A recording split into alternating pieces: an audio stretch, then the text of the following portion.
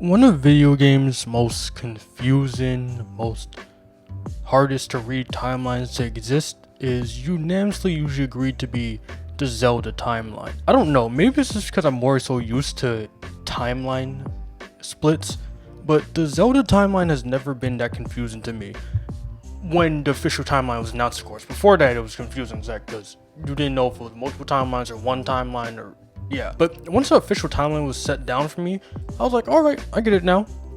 I don't know why Oracle's is in the same area as Link to the Past, but sure, for now. But then Hyrule Encyclopedia came and fixed that. For the final video for Zelda month, I'm just going to do a little talk about the Zelda timeline, help simplify it for anyone that wants to get into the Zelda universe. I should note though, you don't need to know the Zelda timeline to play the games itself. You just need to know the Zelda timeline to know where each game falls. You don't need to play a previous game basically to know about the current one. Well, to start anywhere, we're gonna have to explain one simple thing that is the hugest confusion in the timeline split. Zelda is not a singular timeline, it is multiple timelines. Honestly, it can go up to potentially infinite, as Smash Bros has implied here. For the sake of simplicity, I'm pretty sure Nintendo just wanted to base timelines off the games itself and not non-game based timelines. So that means that there's only 3 that we are aware of. The timelines work like this. So in Ocarina of Time, there was a big timeline split.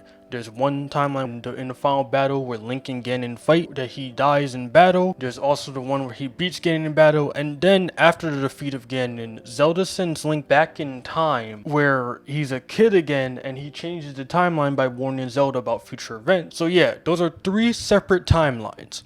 Now I know that might sound confusing, but don't worry, we're going to simplify this very easily. To start anywhere, we need to start from the beginning. First is Skyward Sword. This is where the creation of the universe basically started. The golden goddesses came down, created everything, and then went back to the heavens, leaving the symbol of the Triforce. With this symbol, they tasked the goddess Hylia to watch over and protect all of Hyrule. Demise comes, wanting the Triforce, and he is an embodiment of evil itself in the Zelda universe. Literally every single evil thing is due to him. Hylia is mortally wounded in battle when fighting Demise, but is able to seal him away, knowing that there's literally no way he's going to not break out of that seal because this is the Zelda universe. Hylia decides that she needs to use the Triforce, but a god cannot use the Triforce, so she sacrifices her immortality in order to defeat Demise. With doing this, a bunch of years pass, yada yada yada, the story of Skyward Sword. Link and Zelda are good childhood friends. Demise comes back, they need to stop the imprisoned, they kill the imprisoned, but Demise is still alive. Link has to fight Demise. Zelda finds out she's the reborn version of Hylia. Link fights Demise, seals his essence in the Master Sword, but Demise leaves his hatred, Ganondorf, as a curse for every single timeline. And yes, that's the entire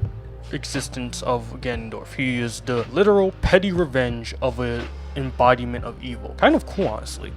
Anyways, next after that, we go to the Minish Cap, which introduces just some idiot named Vadi. And this is when Link gets his hat for the first time, apparently, even though he had his hat in Skyward Sword. I don't know either. Anyways, then there goes Forest Sword, where Vadi's revitalized, just not much you need to know here. Then Ocarina of Time is when the big timeline split happens. Ganondorf, the king of evil, enters the sacred realm. The Triforce splits. Ganondorf transforms into Ganon, the Demon King. Link and Ganon get into a big fight, and now let's start off with the heroes defeated timeline. In this timeline, this means that Link was killed in battle, and before Ganon could use the full Triforce to destroy all the light world, Zelda and the 6 sages quickly seal him into the sacred realm, in which he turns into the dark world.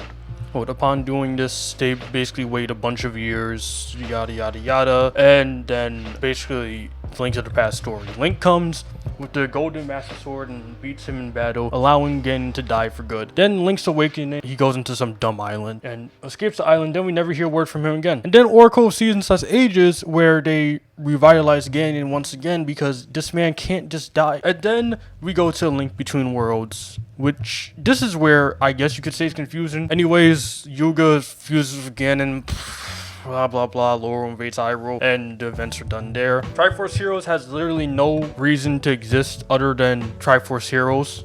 It really has no, like, you could put in any placement in the timeline, honestly, and it wouldn't matter. Then the NES Zelda. This is when Ganon returns, gets the Triforce of Power, but the Triforce of Courage, for whatever reason, is gone. But Zelda splits up the Triforce of Wisdom, blah blah blah. Link defeats Ganon, and then the adventure of Link happens when he revitalizes Zelda for good, or Zelda the First for good, and yeah, the timeline's done. So that's just the Heroes Defeated timeline. After that point, it's left in the air what actually happens at timeline. Technically, you can argue that Breath of the Wild is the absolute end of every single timeline at the moment, because I think that's what Nintendo claimed, but yeah. Then we go into the Heroes Triumphant timeline. This timeline is split into 2 timelines. Yes, I know this sounds confusing, but don't worry, I'm going to simplify this. So there's one timeline where Link is sent back into the past, and this is known as the child timeline. This is when he does it literally what Zelda wanted to do, grow up. The adult timeline is where there's no Link because Zelda sent him back into the past. So think of it like this. One universe is this child Link growing up. The other universe is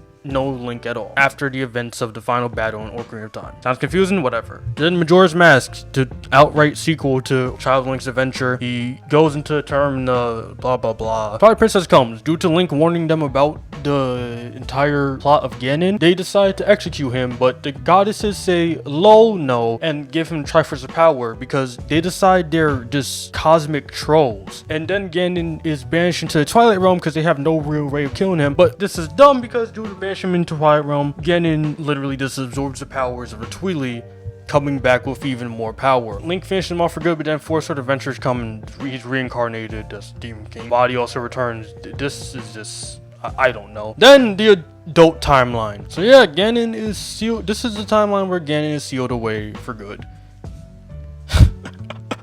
You thought I was serious about for good. Anyways, while Ganon is sealed, he finds a way to break out and he attacks Hyrule. Due to there being no Link, because this incompetent princess here sent him back into the past, meaning they have no real hero to protect them, he basically just destroys a bunch of stuff. They have to pray to the goddesses, and the goddesses, because even they're probably annoyed by Zelda doing something incompetent, decides to flood the entire world, creating the Great Ocean of Wind Waker. Ganon is revived, defeated by Link, and then the Triforce is united, sealed away. Hyrule is washed away and gone forever in this timeline. Then we go to Phantom Hourglass, where it's a new universe because they somehow just swim to why? Anyways, Phantom Hourglass comes, then Spirit Tracks comes, and yeah. So as you can see, as long as you're not trying to think of the events in the game itself, it's not that difficult to think of. The Skyward Sword, then Minish Cap, then 4 Swords, and Ocarina of Time. And Ocarina of Time is splits into 3 times. There's a bad future timeline, a good future timeline, and in that good future timeline, there's one where he's sent back into the past to warn Princess Zelda, and then there's another timeline where he's not sent back into oh, wait. This is confusing. So anyways, I hope you guys enjoyed this. This is going to be the final video for Zelda month, and overall, I think this has been a pretty decent month. I should also note I did most of this unscripted because I wanted to test out to see how I could do. I think I did a decent job. We're going to see for sure though when the video comes out. I don't know.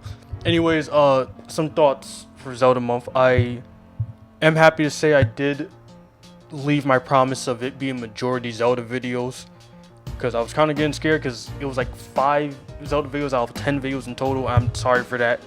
It was just that the 100 subscribers thing came. There was the monthly update, and I had to focus on those. Then I had school time where I had to focus on that. Then some other projects you had to focus on outside of YouTube. So overall, it was like a huge, like, this hodgepodge. But I did manage to barely make the majority, so there you go. You're welcome. I guess you're welcome. Anyways, if you like this video, watch my other videos. Check some of them out. Attack that subscribe button, attack that like button, support my Patreon, follow me on Twitch, Twitter, Instagram, and Facebook. I am Dat, and I have given you my attack. See ya.